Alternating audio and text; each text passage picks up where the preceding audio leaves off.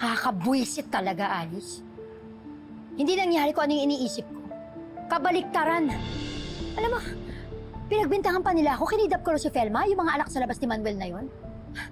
Wala, hindi nangyari yung inisip ko na dapat magmukha akong hero sa paningin ni Manuel. Relax, okay? Relax.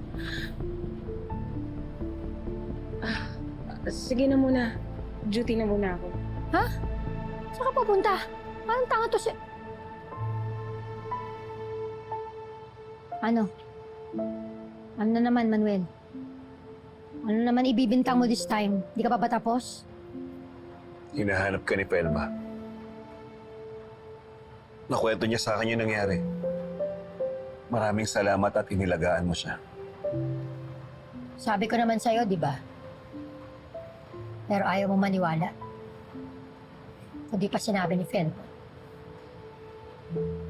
Sana naman, Manuel, sa susunod, hindi na kailangan makita ng mga mata ng iba na may ginagawa rin akong kabutihan. Sana, mismo ang mga mata mo na ang tumingin.